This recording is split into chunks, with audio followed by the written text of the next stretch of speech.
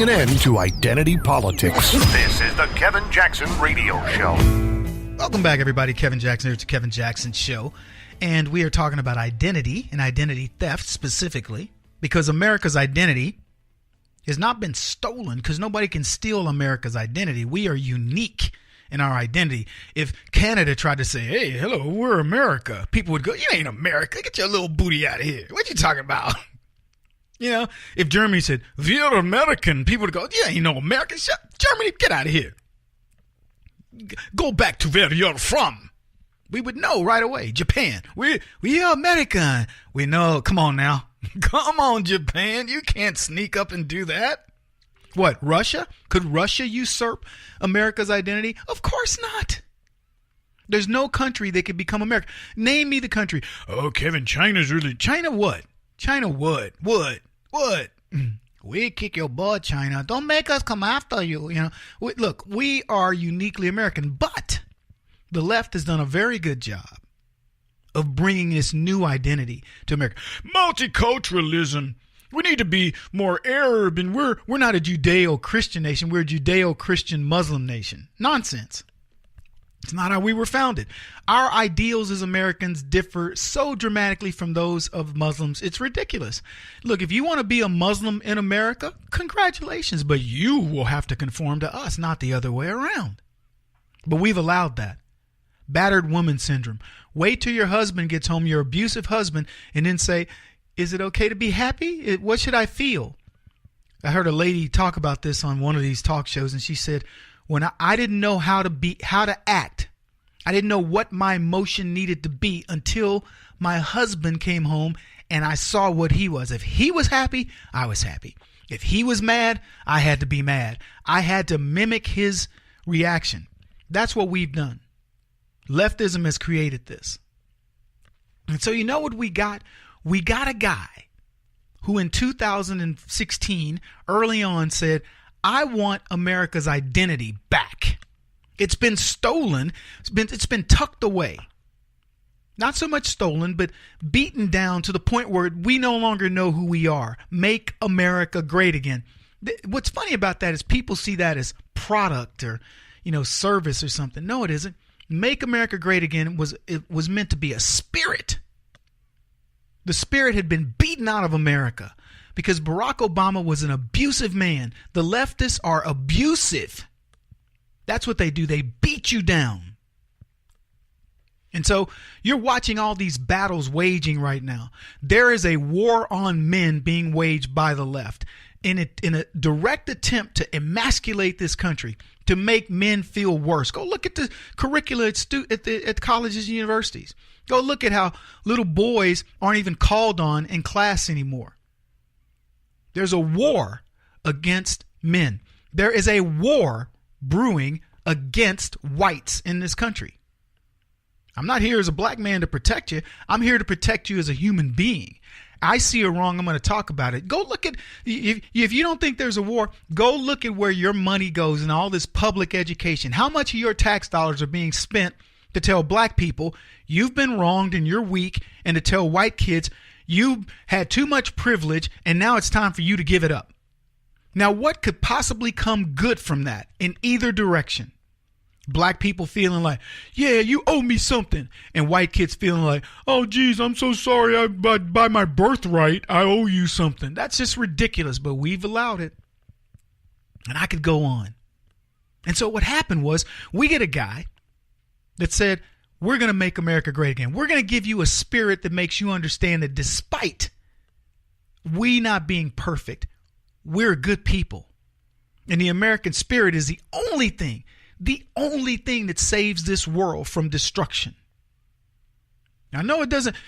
Kevin, that's a bit of hyperbole. I have not overstated anything. It is America that saves the world from going into utter destruction.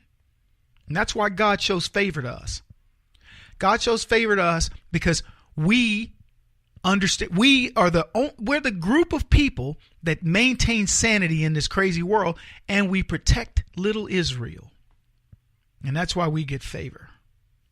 Because God could have easily turned his back on us in the time of Barack Obama and leftism. Anytime over the past 3 decades, God could have said, I'm leaving y'all alone. He did to a little degree. It's how we got Obama. It's how we got leftism. But maybe we had to go that far down the path in order to right ourselves. So all these wars are brewing. And everybody's talking about, oh, Donald Trump, he's the Antichrist, he's evil, he's this, he's that. And as their stock markets go up, as they go to their jobs, getting raises, and so on and so forth. Let me just tell you something. Why do you like Trump? You may like him because of the stock market, because your portfolio is going through the roof. Or he may make you feel safer than that black dude can make you feel. But I'll tell you what I like about him. I like that he's ordinary. I like that I forget that Donald Trump is a multi-billionaire.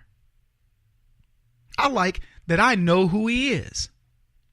And you know what I do? The same thing I do with all my friends and my family and anybody else I meet. I take the good with the bad. If you're going to be in my life, if I've decided you're going to be in my life, I take the good with the bad. You got one of those friends that you call up and you're like, hey, what's up? And they're like, oh, man. Yeah. Ooh. And you're like, oh, here it is. But you got to get through that 5 minutes before you finally, get something good out of him. Like, oh, yeah, man, I'm happy. And he's a friend. You know that. And you know that the phone call is going to be 5 minutes of, oh, man, my girl, all them kids, some crazy kids, all my job. But you take it. You got a friend that, that has a habit you don't like. Whatever. But you take it. Because you go, no, I get it. The good with the bad. Leftists don't do that. They will jettison you so fast you don't even know what's going on. But here's my point to all of this, folks. You don't have to like everything that Donald Trump is about. Because that's true of everybody you know. That's true of your husband. That's true of your wife, your girlfriend, your boyfriend, your kids, your friends, your acquaintances, your work co-workers, cohorts, whatever. It's true of everybody you know. Say what you want about Donald Trump, but I will tell you this. He gives you real world. That's why people gravitate to him. Chuck Schumer the other day, he made a comment. Yeah, Donald Trump, he needs to be a president that's for doing things instead of just tweeting all the time. He hates tweeting. That's why I love that Donald Trump tweets. And you know why you love it? Because it's putting you in direct touch. How close can you get to the president? You can send a note on Twitter to Donald Trump. You may not know if he gets it directly or whatever, but that's as close as you get. How much of that do you think you could do with Obama? I mean, you had the same apparatus, but Obama, hey, we're going to tweet about, this went on today. Here you go. Take this little morsel. He didn't tweet to keep you necessarily in touch with him, understanding his feelings and emotions. He just said, here you go. Here's some information you need to know. I'm putting it out there, and there you go. And that's it. It wasn't a two-way street. With Trump, he's liable to retweet you. If it's the right, something he once said, he's liable to. Anyway, he's a real world dude. You feel like you know him. Even if you don't like him, you know him. Sometimes that's a good thing. You're like, man, I don't like that dude. Why can't? Well, because he does this, that, and the other. And then people go, but look, that's just the way he is. How many times I have more respect for going, look, that's who he is, period. I may not want to hang out, may not like him, but I'll go, I know him. Ask that question about Obama. Few people truly know him, and they won't know him. His life will be a glossed over secret even long after he's dead. The left don't want you to know Obama any more than they want you to know them. If you don't believe me, look at the cover-ups. Look at the payouts. Payouts made to cover up the things that they don't want you to know about him. Conyers paying somebody off. Why? Because he doesn't want you to know that somebody didn't like his behavior in the office. Now there's more allegations against him. Al Franken, we get the real nature revealed of who he is. Look at Weinstein. What did he do? He put on a great public face. I'm not talking about his actual looks, but in terms of what he wanted you to believe him to be as a person, it was amazing what he did. Conyers, Violence Against Women's Act, Matt Lauer. I don't know what he did, but he's in the news. We'll talk about him here in a bit. But they want you to believe something about them that's not true. Look, I'm not going to, I tell people all the time, I'm not going to hit on you. I may say, hey, that's a pretty dress, or you know what, you are really pretty. But I'm not hitting on you. If that's like, I've been told this too. You can't even say that. You can't say, I really like your hair. Ooh, he just made a proposition. You know what? If that's the case, nobody's safe. But you'll know my nature, and my nature is I'm not gonna, there's nothing I'm gonna do to you that that I wouldn't do in front of other people. He won't stop until he's the top-rated radio talk show host in America. What kind of weird competitive freak are you? This is the Kevin Jackson Radio Show.